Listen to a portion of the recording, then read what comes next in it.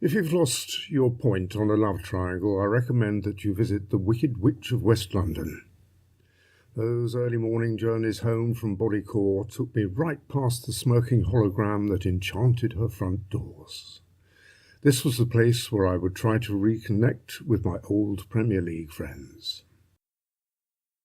At first I thought that I'd acquired some kind of social disease, so heavy was the effect that I had to go out every night after work, and that if I were to go home for just one night, I would start spreading boring gossip to my wallpaper. Once I went home for 2 nights in succession, and I could have sworn that the wallpaper had a nervous breakdown and stripped itself off the walls. In reality, I know now that it was much more complex than that. What does it matter now? I just knew at the time I had to find an excuse to play the game, and that to me there were no poor tables. Every single table was a winner. To me, even with all of its risks, gaming brought art and life together. There was a vain attempt to act in some sensible space between the two, but it was difficult, because when the West End shows closed and the stage doors opened, all of the dreamers and show people went to Cleo's. On the nights that I did make it all the way home from work, I would shower luxuriously, pull on my cleanest shirt, lock the door to the apartment, walk out of Garland Beach Terrace and onto the King's Road to follow my instincts and superstitions. I would never step on the cracks in the pavement, and I would always stay on the right-hand side of the street so that I could check in with Paul the late-night grocer, a young man full of intrigue who wore a peacock haircut and pretty green shoes from Carnaby Street. The racks were filled with exotic liquor miniatures and beautifully engineered electronic cigarettes. And there he would stand behind the counter singing edgy political songs at the far end of an Aladdin's cave of brand labels. All I could ever do was nod along in agreement with his pearls of perception, but I never listened when he tried to warn me about Cleo's. I would just smile and walk out of the shop a satisfied smoker, breezing off in a cloud of puff to an evening of fetid freedom, manfully striding past the handsome young Turks who sat outside the cafe playing backgammon, drinking old-fashioned coffee and smoking apple tobacco from a bubbling shisha pipe.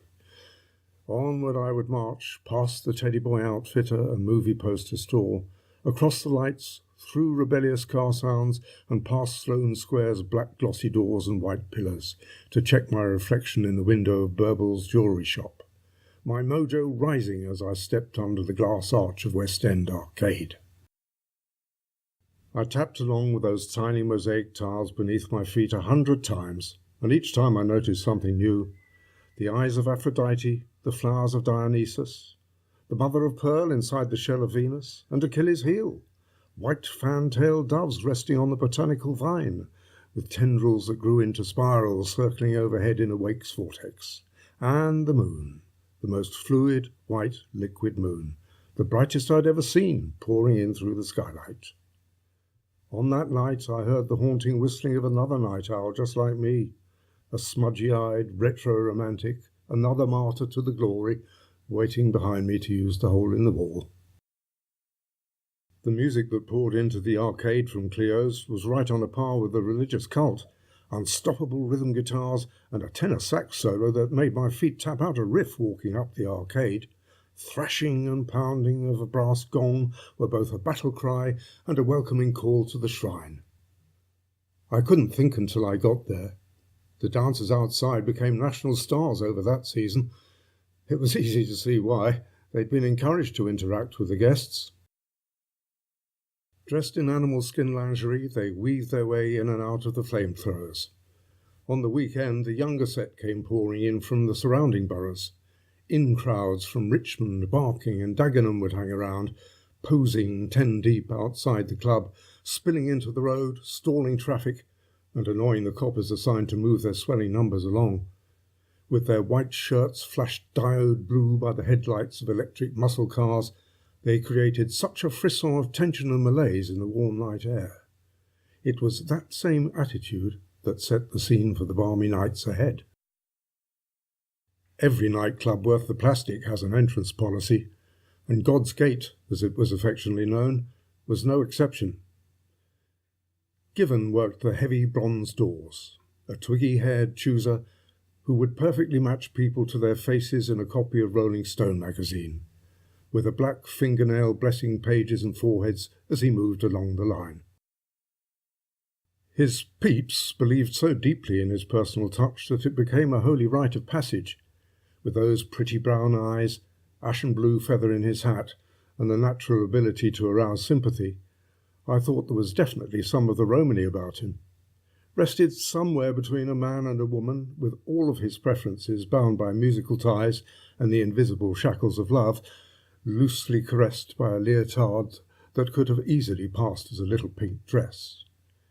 He bounced around on a drumbeat that pounded him senseless, treading that difficult path which circles social attitudes, celebrating everything glamorous and outrageous.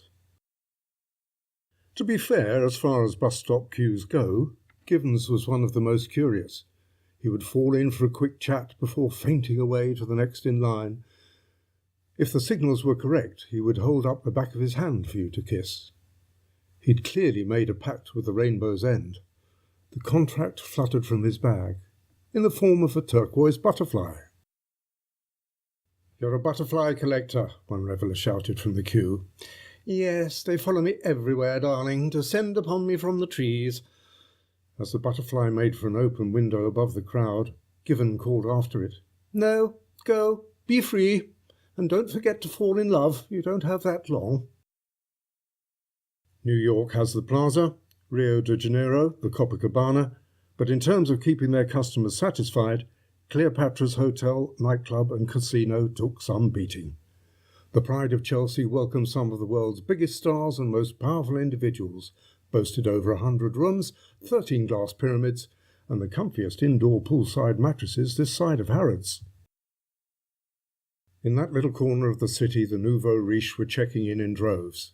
The place had become a symbol of economic extremes, with the clientele seemingly hell-bent on blowing as much money as possible in a single session.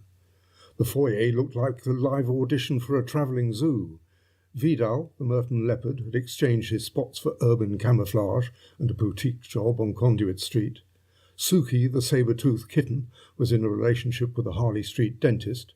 The fangs were a coming-of-age gift, and at their most gamey with the emerald green contact lenses she wore to complete the effect. The fake ID her brother made for her was the icing on her birthday cake, 19 candles wide.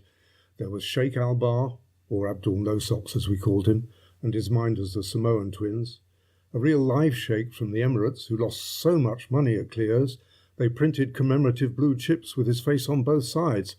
I'm sure that they're legal tender somewhere in the Middle East. Most of the girls in the queue were there to meet a rich man. Florence was no exception.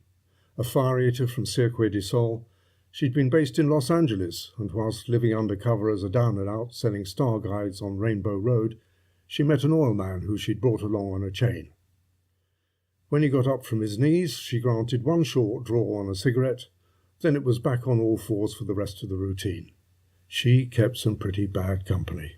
They all lived 6 to a room in a compact studio in Bayswater. All in all, it was a motley crew of complete strangers who collectively brought about a sense of forgiveness, reconciliation, and love in a family way. They were thinking about opening the night up to normal people, but that would take the queue right around the corner and really scupper the theme. For a bride, the waiting was boring. She was out and proud and somewhere in between worlds. How could she ever push that first experience aside? She'd been curious ever since. She didn't want the frugal life, she wanted it on her terms. She was always looking for people who intrigued her, never waited to see if they were attracted to her. Of course they would be, you only had to see her by it, and in an instant she knew you. She would shift around as you moved, follow you. I couldn't see her eyes. I could feel them on me.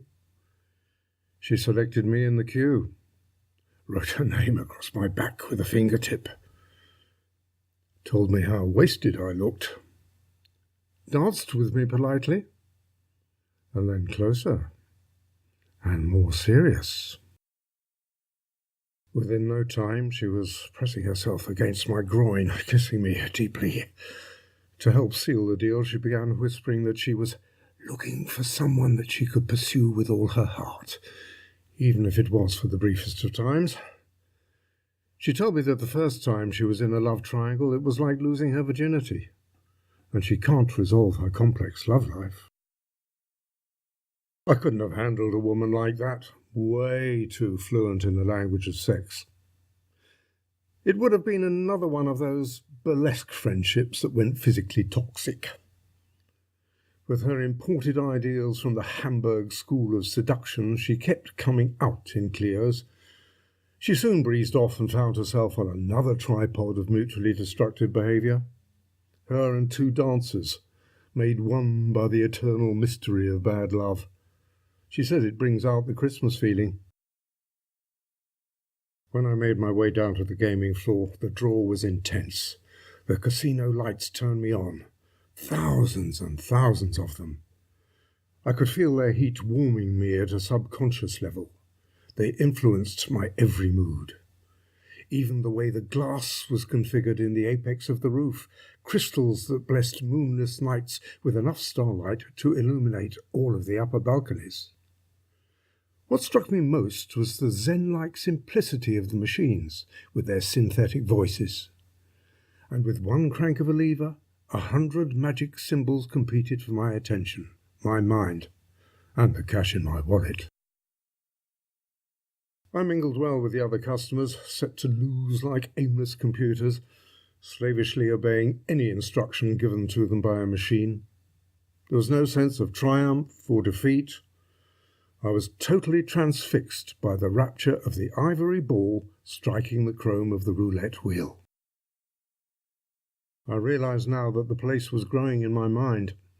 Through the club's cool deception, I was absorbing layers of meaning that I hadn't really noticed at the time. All that I was aware of was that I was moving from machine to machine with my heart racing and my pulse increasing and decreasing, totally out of rhythm with the pyramids. They were always constant, with a monotonous ticking undercurrent of haste.